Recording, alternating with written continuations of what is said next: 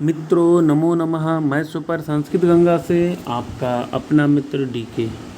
मित्रों हम लोग आज संस्कृत व्याकरण में संज्ञा गंगा वस्तुनिष्ठ प्रश्नोत्तरी भाग 12 को देखेंगे। इससे पहले हम लोगों ने 11 भाग कर लिए हैं, जिसमें हम लोगों ने प्रश्न संख्या 200 तक किया था और आज हम लोग 201 से आरंभ करते हैं। यदि आप भी यूपी टीजीटी या फिर यूपी टेट या संस्कृत से संबंधित किसी और परीक्षा की तैयारी करते हैं तो आपके लिए ये वीडियो बहुत ही ज़्यादा महत्वपूर्ण होने वाला है। चलिए मित्रों, देर न करते हुए अपनी प्रश्नोत्तरी को आरंभ करते हैं। तो आज का जो हमारा प्रश्न है, पहला प्रश्न ये है कि माहेश्वर सूत्रों में मित्रों जो माहेश्वर सूत्रों की संख्या है वो 14 है, जिसमें 2 बार ऐसे हैं उनकी गणना 2 बार होती है, अर्थात 2 बार आते हैं। एक हा वाला ऐसा है जो 2 बार आता है और दूसरा अड़ा वाला ऐसा है 2 बार आता है। ये जो है ये इत्संज्ञक वर्ण है जो 2 बार आता है, जबकि ये केवल व्यंजन है जो 2 बार आता है। आइए मित्रों अपनी प्रश्नोत्तरी का पहला प्रश्न देखते हैं। तो माहेश्वर सूत्रों में जो हकार का जो 2 बार ग्रहण क्यों किया गया है, अर्थात 2 बार माहेश्वर सूत्रों की संख्या कुल 14 है, जो जिन्हें हम शिव सूत्र या फिर माहेश्वर सूत्र या वर्ण समामना सूत्र कहते हैं, क्योंकि ये शिव के डमरू से निकले हुए हैं, इसलिए शिव सूत्र या माहेश्वर सूत्र कहते हैं। तो इनमें जो हमारा व्यंजन हा है उसकी बात हो रही है कि हकार का 2 बार ग्रहण क्यों किया जाता है, अर्थात 2 बार प्रयोग क्यों होता है। तो पहला ऑप्शन है जो अट और सल प्रत्याहार है, इनमें हा को शामिल करने के लिए होता है। दूसरा है जो हमारा शब्द है अरहेड़, इस प्रयोग की सिद्धि के लिए होता है। तीसरा होता है अदुक्षत प्रयोग की सिद्धि के लिए, या फिर उपरोक्त सभी।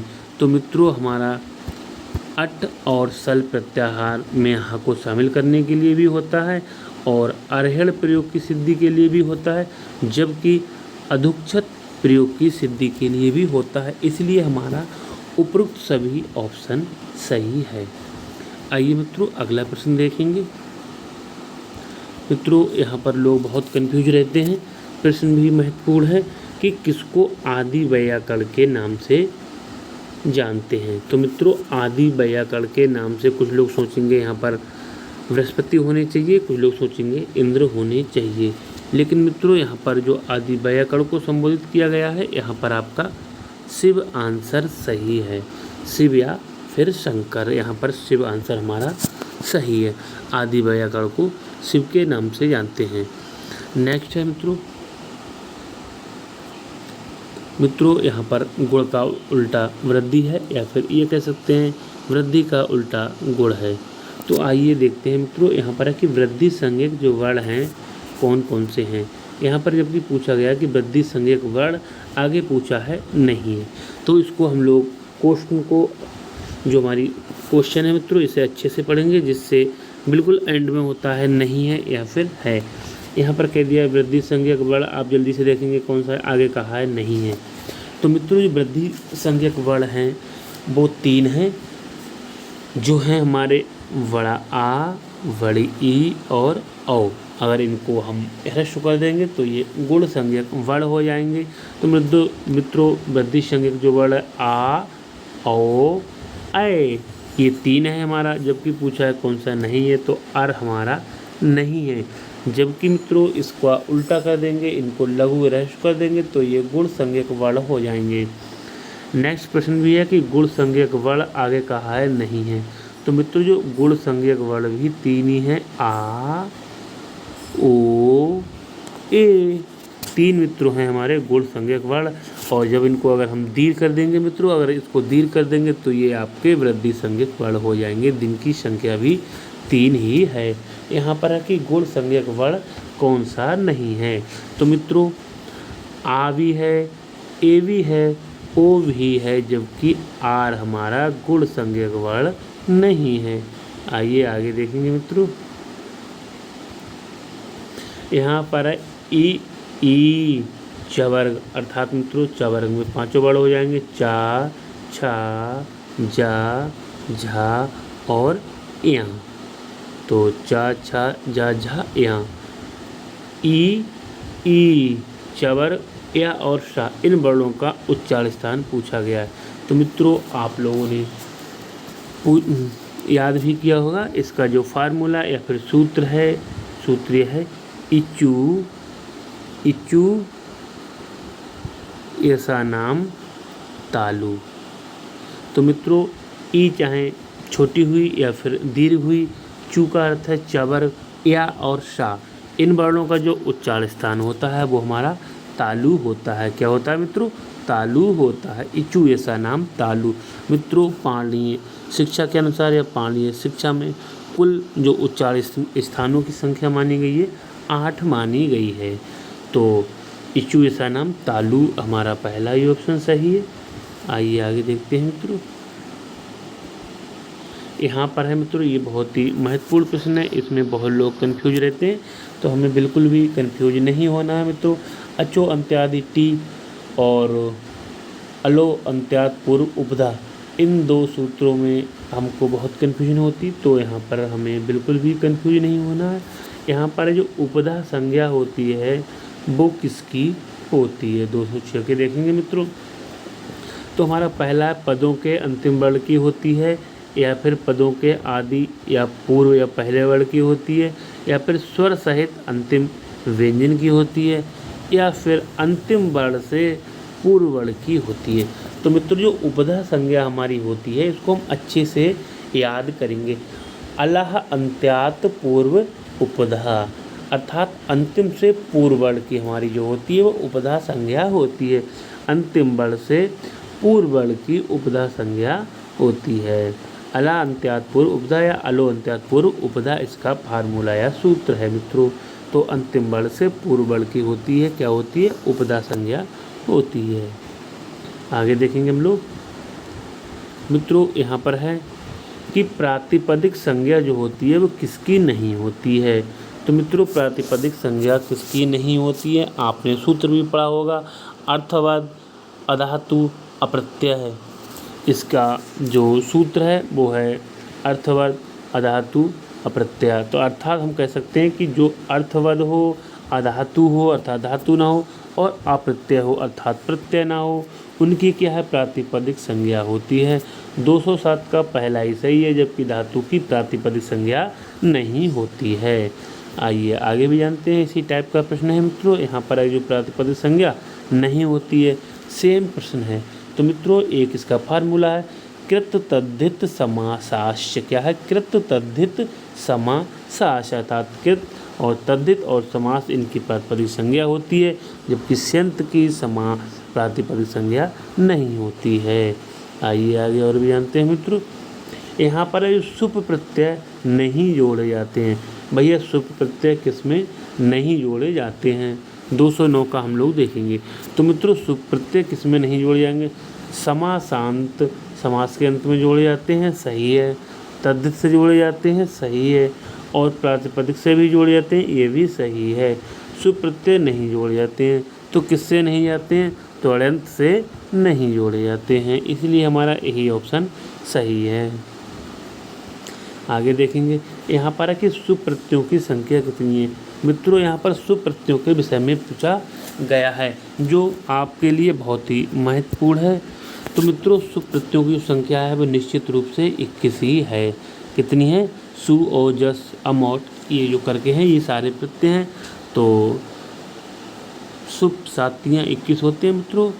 तो सुप्रत्ययों की संख्या है कितनी है? तो 21 है।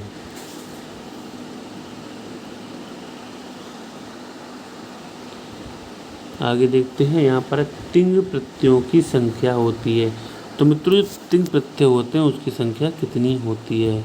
तो मित्रों जो तिंग प्रत्यय होते हैं भाई 9 होते हैं प्रथम पद के, और 9 होते हैं आत्मनेपदी पद के। तो कुल मिलाकर 9 + 9 18। तो कुल मिलाकर जो है तिंग जो प्रत्ययों की संख्या वो 18 है, अर्थात 18 है। आइए आगे देखेंगे मित्रों। यहाँ पर है कि सर्वनाम स्थान कितने प्रत्यय कहलाते हैं? सर्वनाम स्थान वाले जो प्रत्यय हैं वो कितने प्रत्यय कहलाते हैं? तो मित्रों जो प्रारंभ के सर्वनाम स्थान वाले प्रत्यय, प्रारंभ के जो 5 प्रत्यय हैं वो सर्वनाम स्थान प्रत्यय कहलाते हैं। आगे मित्रों घा संज्ञा जो है वो किन प्रत्ययों की होती है? तो मित्रों घा संज्ञा किन प्रत्ययों की होती, तो आपने फार्मूला या सूत्र पढ़ा भी होगा, तरप तमपौ घा, तरप तमप घा। तो यहाँ पर पहला ही ऑप्शन सही है, तरप और तमप प्रत्ययों की जो है घा संज्ञा होती है। आइए और देखते हैं मित्रों। देखो यहाँ पर पूछा गया है जो विभाषा होता है इसका फार्मूला है ना वेति विभाषा, अर्थात ना वायति विभाषा। तो जो उसी का विभाषा है, ये विभाषा का क्या अभिप्राय है, तो मित्रों विभाषा का अभिप्राय होता है विकल्प। क्या होता है, विकल्प। चलो आगे चलते हैं मित्रों, आगे भी देखेंगे प्रश्न हमारा। अगला है कि निष्ठा संज्ञा किन प्रत्ययों की होती है। मित्रों हम जो टॉपिक कर रहे हैं वो संज्ञा गंगा अर्थात संज्ञा से संबंधित है, तो संज्ञा से संबंधित प्रश्न दिए गए हैं यहाँ पर। मैं एक बार आपको मित्रों सभी सूत्रों को याद कराऊंगा, संज्ञा से संबंधित जो महत्वपूर्ण प्रश्न हैं उनकी एक वीडियो लेकर आऊँगा यहाँ पर कि निष्ठा संज्ञा, क्योंकि ये तो हम वस्तुनिष्ठ प्रश्नोत्तरी कर रहे हैं, एक दिन में विस्तार से आपको जो है सारे सूत्रों की वीडियो लेकर आऊँगा। यहाँ पर मित्रों निष्ठा संज्ञा जो है वो किन प्रत्ययों की होती है, ऐसे प्रत्यय कौन कौन से हैं जिसकी जो है संज्ञा हम लोग निष्ठा करते हैं। तो आपने पढ़ा भी होगा कई बार कि ता तवतु निष्ठा, अर्थात ता और तवतु दो प्रत्यय ऐसे हैं जिनकी जो है निष्ठा संज्ञा होती है। नेक्स्ट प्रश्न देखते हैं मित्रों। यहाँ पर है जो किसकी प्रग्रहक संज्ञा होती है, अर्थात किसकी प्रग्रहक संज्ञा नहीं होती है पूछा है, इसको कंफ्यूज नहीं होना, नहीं होती है। तो भैया होती किसकी है ये देख लो मित्रों। तो हमारा ईकारांत बड़ी ई, बड़ा ऊ और ए, इनकी जो होती है प्रग्रह संज्ञा होती है। 216 का देखेंगे मित्रों, बहुत ही अच्छा प्रश्न है ये। तो कह रहा है किसकी प्रग्रह संज्ञा, आगे कह दिया नहीं होती है। क्वेश्चन भी अच्छे से पढ़ेंगे। तो ईकारांत की होती है, ऊकारांत की होती है और एकारांत की होती है, जबकि ओकारांत की प्रग्रह संज्ञा नहीं होती है। यही हमारा आंसर हो गया। आइए आगे देखते हैं मित्रों। कह रहा है सार्वधातुक संज्ञा किस किस की होती है। तो भैया सार्वधातुक संज्ञा पूछिए, अगर आपने संज्ञा से संबंधित सूत्र याद किए होंगे तो आपको याद ही होगा तिंग सित सार्वधातुकम, तिंग सित सार्वधातुकम, पहला ही ऑप्शन सही है। आइए आगे और भी देखते हैं मित्रों, बहुत ही महत्वपूर्ण प्रश्न है। यहाँ पर कह रहा है जो अनुनासिक वर्णों की उच्चारण स्थान क्या होता है। भैया पहले हम ये देखते हैं कि अनुनासिक वर्ण होते कौन कौन से हैं।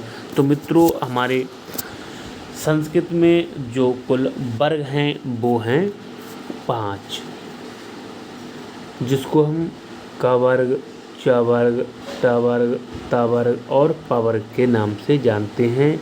तो क वर्ग का अर्थ होता है कु, च वर्ग का होता है चू, ट वर्ग का होता है टू और त वर्ग का होता है टू, तू और प वर्ग का होता है पू। तो इसे हम कह सकते हैं कु, चू, टू, तू, पू, जिसे हम उदिता भी कहते हैं। इनको हम उदित कहते हैं। क्या कहते हैं तो उदित या उदिता कहते हैं।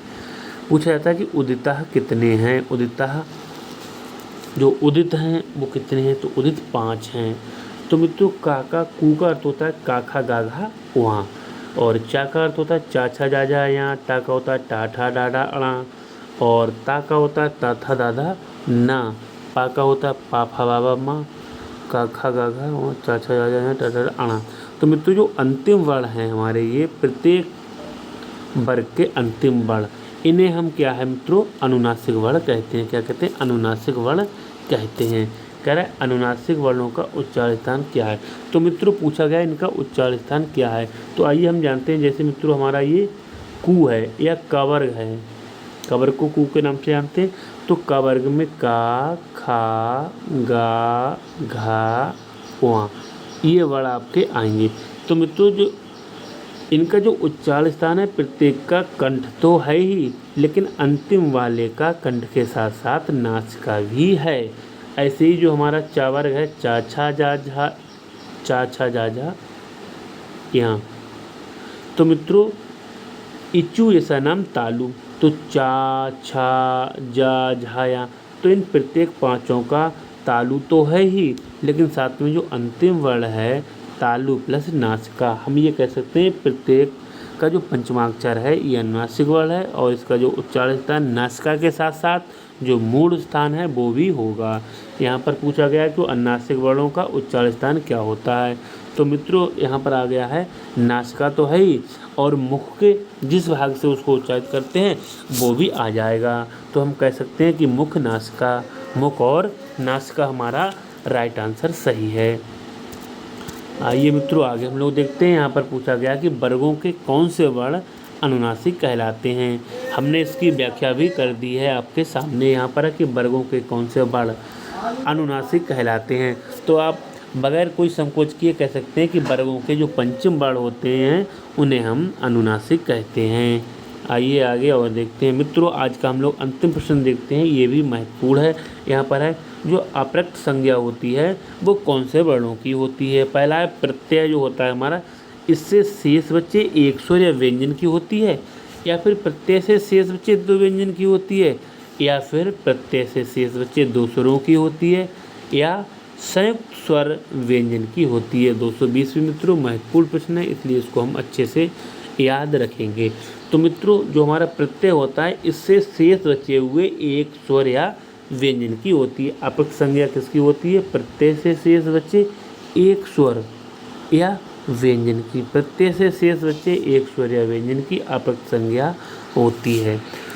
तो मित्रों ये थी हमारी संस्कृत व्याकरण से संबंधित संज्ञा टॉपिक से संबंधित बहुत ही महत्वपूर्ण प्रश्नोत्तरी। आप भी यदि यूपी टेट या फिर यूपी टीजीटी या पीजीटी एल्टीग्रेड या फिर संस्कृत से संबंधित कोई और परीक्षा देने जा रहे हैं तो ये वीडियो आपके लिए बहुत ही ज़्यादा महत्वपूर्ण होने वाला है। मित्रों हमारे द्वारा दी गई वीडियो आपको अच्छी लगती है, पसंद आती है तो वीडियो को लाइक शेयर और कमेंट भी करें। और जो लोग अभी तक नए हैं जिन्होंने चैनल को सब्सक्राइब नहीं किया है तो चैनल को भी अवश्य सब्सक्राइब कर लें, जिससे आने वाली वीडियो का आपको नोटिफिकेशन तुरंत प्राप्त हो सके। तो मित्रों आज के लिए बस इतना ही। नमः संस्कृताय। आपका दिन शुभ हो।